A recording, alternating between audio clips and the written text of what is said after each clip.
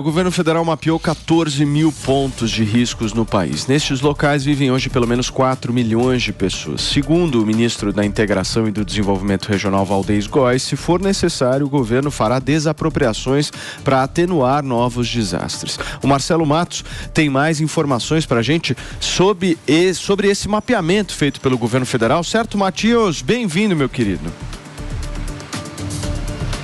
Muito bom dia, Paulo, e a todos que nos acompanham no Morning Show. Exatamente, né, Paulo? Esse levantamento foi feito agora, claro que já existia, né? Porque você identificar 14 mil pontos, o governo está completando 2 meses e também não foi pós-tragédia. A partir do sábado, o governo fez esse trabalho hercúleo aí. Então, esse trabalho já existia. E agora, né, Paulo, a gente começa a ouvir aquela velha história, promessas, liberação de recursos. Essa é a pauta do momento, mas infelizmente logo passa e ao longo dos meses aí a situação nada muda. E no próximo verão, se chover forte, a repetição desse cenário devastador, mortes, famílias, parentes que perdem entes queridos e infelizmente nada acontece. Então o ministro prometeu, como você disse agora, que vai realizar desapropriações para evitar novas tragédias, contabilizou 4 milhões de pessoas que moram aí nesses 14 mil pontos com área de risco. Neste momento também, né, Paulo, há um questionamento também da efetividade dos protocolos de segurança que são adotados pela Defesa Civil, outros organismos, para que eles precisam ser mais ágeis na remoção forçada das famílias diante do cenário. Claro que choveu muito, o dobro do previsto, mas de qualquer forma, então, há necessidade, especialistas estão indicando, da mudança desses protocolos, muito maior agilidade para a remoção das famílias diante de uma chuva tão forte. Mais uma vez, o ministro Valdez Góes volta o retrovisor para o governo Bolsonaro, garantiu que a rubrica que ação para desastres tinha apenas 25 mil reais, que na virada do governo aí houve uma mudança lá para a PEC do auxílio emergencial, do Bolsa Família, e que isso passou para 500 mil. Vamos ser sinceros também, né? De 25 para 500 mil, esse total não vai resolver também o problema do Brasil, longe disso, mas o ministro garantiu que o atual governo já disponibilizou 131 milhões de reais em emergências no país.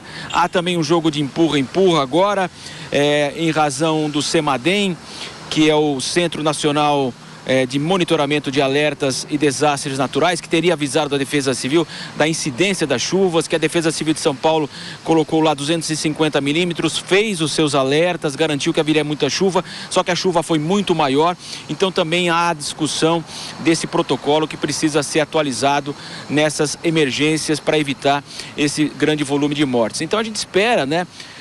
Todo ano há repetição, Paulo. O ano passado, Petrópolis, 250 pessoas morreram. Aqui na Grande São Paulo nós tivemos quase 50 mortes também na chuva do carnaval passado, ali em Franco da Rocha. Agora é a vez do litoral norte. Infelizmente, a gente sabe que se nada for feito, amanhã será Minas Gerais, o sul do país, o Nordeste. Então fica agora a expectativa. Diagnóstico existe. A gente, depois de uma tragédia como essa, fica sabendo no relatório que foi feito, que havia feito risco, existiria o risco e tal. Mas de qualquer forma, o que a gente espera agora é uma maior ação, né? E é difícil a gente esperar porque, por exemplo, a gente está trabalhando aqui pós-carnaval, carnaval, e o Congresso Brasileiro vai retomar na semana que vem, lá pelo dia 28, se retomar, e a agenda de votações vai começar lá em março. Então, há um descasamento daquilo que o cidadão comum faz pelo Brasil, né, pelo país, e aquilo que nossos políticos estão fazendo, Paulo. Quantas tragédias mais serão necessárias para que haja, de fato, aí uma mudança de comportamento de fato e real no país, ou a gente vai sempre contar de uma maneira muito fria os mortos, a repetição em todo o verão aqui no país. Tivemos aquela estiagem, a maior estiagem de 91 anos, aí nada acontece, aí quando volta um regime mais forte, volta toda aquela questão que envolve, infelizmente, e toda a nossa solidariedade às famílias e também amigos que perderam seus entes queridos, e é claro, a Jovem Pan atuando muito fortemente também nas campanhas aí para recebimento de donativos. Paulo. Muito bem, Marcelo, você falou tudo, cara, coberto de razão. Hoje você dorme com um cobertor de razão, meu querido amigo. Muito obrigado pelas suas informações, pela sua participação aqui no Morning. Qualquer novidade, você aciona a gente por aqui. E olha, gente, a nossa Fernandinha, a nossa diretora, me avisou aqui, a cobertura da Jovem Pan está minuto a minuto para te fornecer as melhores informações sobre tudo isso que está acontecendo lá no litoral norte de São Paulo.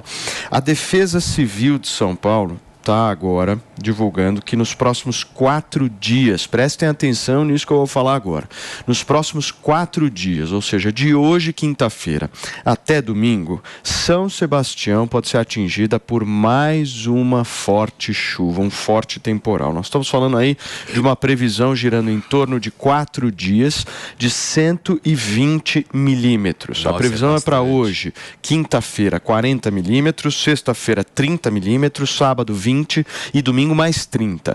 Ou seja, o buraco vai ficar pior do que já está, meu querido Mano Ferreira. Num solo já encharcado, né? Pois é muito preocupante a situação. E essa questão de resolver os pontos de perigo é muito complexa, né? A gente sabe que existem várias camadas dessa questão. Uma delas é que tem uma diferença muito grande entre o Brasil oficial e o Brasil real. No Brasil oficial, as construções obedecem a diversos parâmetros de construção, de arquitetura, de urbanismo. No Brasil real, das nossas favelas, a gente sabe que as pessoas não têm condições de pagar por arquitetos, por grandes adequações nas suas construções, e acontece de ter moradias muito precárias. Então, a gente acaba fazendo, no Brasil oficial, aquelas regulamentações super restritivas que se afastam da realidade concreta que é acessível para boa parte da população. E aí essas pessoas acabam sem saneamento básico, sem acesso a serviços muito básicos, e há uma questão de estrutura nas suas casas. Como resultado, o Brasil tem um péssimo desempenho internacional no que diz respeito aos direitos de propriedade. Existe um índice internacional de respeito aos direitos de propriedade que mede a situação em 120 países. O Brasil ocupa a posição número 70, atrás de diversos países latino-americanos. Ou seja, a gente precisa parar de tratar o Brasil oficial muito distante do Brasil real. A gente tem que pensar em regulações urbanísticas que realmente tenham a ver com a nossa realidade. A gente, às vezes, coloca muitas restrições, esquece, às vezes elas são maravilhosas no mundo ideal, mas a gente precisa fazer legislações que partam do mundo real do Brasil, de como que o pedreiro que constrói sem arquiteto, muitas vezes, essa é a realidade de boa parte das nossas favelas, pode se adaptar para fazer algo o mais seguro possível. Como que o poder público pode avançar com a questão do saneamento básico, com a questão do asfaltamento.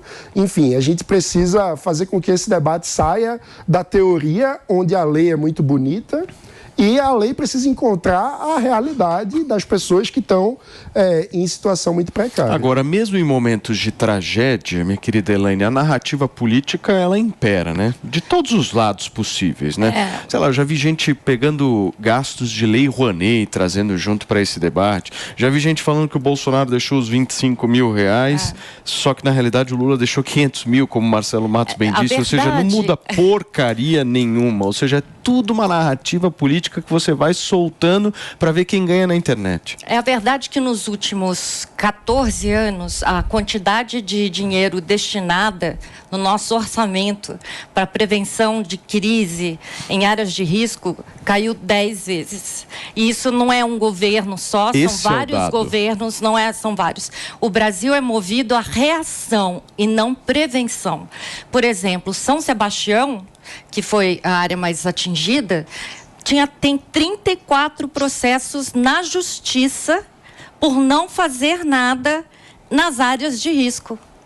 Em áreas de risco mapeadas, 34 processos na justiça por não fazer nenhuma ação de prevenção e continuar deixando do mesmo jeito. Então, eu acho que enquanto a gente for movido por reagir aos acontecimentos e não por prevenção, que nem ele disse, a gente vai continuar correndo atrás de prejuízo. Não existe um planejamento. Não existe planejamento. O IPT, por exemplo, o Instituto de Pesquisas Tecnológicas da USP, tinha até na Alesp, aqui em São Paulo, na Assembleia Legislativa de São Paulo, houve uma proposta para ser votada para que fossem mapeados em São Paulo as áreas de risco e que precisavam de um cuidado maior. E quem faria esse mapeamento seria o IPT da USP, que é super competente, super... Não votaram simplesmente, não foi votado. Então, quer dizer, a gente só vai pensar nisso no verão, quando chove muito e acontece dessas desgraças. É que o Paulo, ele trouxe um dado, eu acho que bem importante lá na segunda-feira, e que ele disse que essas demandas, né, de enchente, essas histórias todas, não atraem voto, né? Não dá voto. Talvez seja isso. Porque é projeto de mais de um governo, tem que ser um projeto de um país, né? Tem que ser um projeto de um país, tem que ser um projeto do nosso Congresso, dos nossos deputados federais, que tem que colocar ideias. E é um projeto que dá trabalho, né, Elaine? Não é fácil, vai demorar, mas que todo dia tem que ter um pouquinho aí de tijolo por tijolo sendo construído. São regiões muito carentes, né? Que muitas vezes é mais fácil para o político chegar lá com a cesta básica, com algo que dá uma entrega mais imediata para o morador, do ponto de vista de... Pensando no incentivo político, quer ganhar voto. O que é que ele faz numa área, numa região que tem mais condições? Ele vai com aquilo que é mais imediato, ele vai com assistência básica. E essas questões estruturais que precisam de mais investimento, que precisam de continuidade, porque a gente está falando aqui de saneamento básico, que tem todo um investimento de anos para ser feito, está falando de asfaltamento, está falando de regulação ambiental, para saber se as encostas estão com a vegetação adequada para resistir à chuva, está falando, enfim, sobre muro de arrimo em caso de morros, está falando de obras estruturais que não são do dia para a noite, que você não chega ali com uma cesta, entrega e a pessoa se sente grata, porque tem todo um trabalho. Vocês sabem que tudo na vida um dia poderia estar pior, né? Ou as coisas elas sempre podem piorar. Imaginem a seguinte situação: nós poderíamos hoje estar num cenário político, independente de quem ganhasse a eleição ou não, mas eu acho que isso poderia acontecer, como a gente já viu no passado, de autoridades não dialogando nesse momento. Não seria muito pior, Alexandre Borges? Deu uma falhadinha no áudio. Você me perguntou da colaboração do governo federal. Não, o que eu disse é o seguinte, Ale, a gente, obviamente, não estamos numa situação maravilhosa, estamos reclamando de várias coisas, tanto do governo federal, do governo estadual, em relação ao investimento, tal, que é pouco, tal, mas poderíamos estar pior. É isso que eu estou dizendo. Sim. Nós poderíamos ver as autoridades não fazendo o obrigatório, porque o que eles estão fazendo é obrigatório agora. Sem dúvida. Não, isso é uma parte muito clara que a gente está vendo a diferença, como essa tragédia está sendo tratada, de como foram tratadas as últimas tragédias de 2021, 2020, enfim. Quando você tinha o que os americanos chamam de blame game, né? Quer dizer, o jogo de culpar, o culpado é você, e fica nessa coisa, não vai a lugar nenhum, né? Eu acho que às vezes até um problema que a gente mesmo da imprensa cai, né? Vale também uma reflexão. Eu dei uma olhada agora nos portais dos jornais, e foi engraçado, né? A Folha está batendo no Tarcísio. O Estadão está indo atrás do prefeito de São Sebastião. O Globo está batendo o Alckmin, porque ele foi governador de São Paulo. Então é engraçado, assim, quer dizer, eu acho que a gente tem que ir atrás mesmo, a gente tem que investigar, mas eu acho que pegar os culpados é uma coisa do Ministério Público, do Judiciário em geral, né? A gente vai, a gente mostra, a gente noticia, mas eu acho que o papel da imprensa é como ajudar a pautar o debate político nacional é olhar para o futuro. Como é que a gente não dá essa notícia de novo daqui a um ano? Como é que a gente consegue fazer isso? Eu acho que no caso, por exemplo, a entrevista que a gente vai fazer daqui a pouco é importante, né? A gente quer saber o seguinte: o que vai ser feito? Quais são as soluções? A gente vai conversar com o Renan Filho, que é de uma ala política de Alagoas, contrária ao Arthur Lira, que é talvez o político mais influente do Brasil depois do Lula, né? Então, assim, como é que eles vão trabalhar juntos? Como é que a gente vai ter uma colaboração desse governo com o Congresso Nacional, por exemplo, com essa rixa política que existe em Alagoas, que pode se refletir em tudo? Então a gente precisa olhar isso com muita atenção, olhar para frente, não para tensionar o debate, ao contrário, para distensionar. Como é que a gente une essas pessoas em soluções comuns, que elas se comprometam com isso, porque a gente não controla a natureza, mas a gente controla o que a gente pode fazer, né? Quer dizer, o Japão controla tsunami, controla terremoto? Não, mas controla o que ele faz. O japonês sabe certinho o que fazer quando tem um terremoto. A Coreia do Sul sabe direitinho o que fazer quando tem um desastre natural. A Holanda, ela fica debaixo d'água, em termos de altura ali, né, são os Países Baixos, e não entra água no país, eles sabem o que fazer. Entendeu? Então você não controla a natureza, mas você pode, de alguma forma, tentar evitar, mitigar consequências de desastres naturais e você ter protocolos muito certinhos para saber o que fazer quando eles acontecem. Eu acho que nesse caso isso é uma coisa que a imprensa tem que pegar muito no pé da política para a gente olhar para frente, para a gente não dar essa notícia de novo ano que vem. Então, mas deixa eu fazer uma pergunta para vocês. Como é que a gente consegue esse ambiente um pouco mais distensionado com as redes sociais o tempo inteiro tensionadas? Como é que a gente faz para que, por exemplo, imagine uma pessoa que não está nesse debate, mas ela por muitas vezes vê publicações, vê postagens de pessoas tensionando constantemente o processo, a polarização nesse momento. Como é que faz para a pessoa ela não, de alguma forma, pegar isso para si e participar desse processo de tensão? Eu diria que o caminho passa por fortalecer as instituições, ou seja, tradicionalmente, né, antes da gente ter as redes sociais, que meio que cortam o caminho e fazem com que o cidadão tenha um contato direto com a autoridade, as instituições funcionam como um papel mediador. Então, em tese, partidos políticos, por exemplo, deveriam ser uma instituição que dão consistência programática para a atuação de um determinado político. É um cacique político, um líder mais experiente que vai puxar a orelha de um político, de um mandatário menos experiente, que não tem tanto espaço no partido, que segue o calor da emoção e cai num tensionamento exagerado. O problema que a gente sabe é que o Brasil não constrói instituições, né? A gente vive muito com uma base de culto à personalidade, de lideranças que estão pensando exclusivamente no seu próprio quinhão e que se juntam muito mais como um conglomerado de caciques do que como um partido político de fato. Então, eu diria que esse tipo de situação precisa ser contornada com o fortalecimento das instituições. E aí, o nosso papel aqui, como imprensa, de cobrar que isso aconteça, tem uma questão importante da reforma da governança dos partidos para que haja, de fato, incentivos para que o partido atue como um conjunto, que jogue em time, porque hoje, você sabe que na eleição, por exemplo, o nosso sistema faz com que os candidatos de um partido sejam competidores entre si. Eles disputam, muitas vezes, o mesmo voto e acabam, faz com que um está querendo puxar o tapete do outro para ficar na frente da nominata. Então, o nosso sistema acaba tendo alguns incentivos no seu desenho que fazem com que os partidos não atuem como partido. O que você acha, Elaine? Olha, voltando àquela queda de recursos no orçamento do país voltado para a prevenção de crises em área de risco, foi de 2014 até o ano passado esse dado.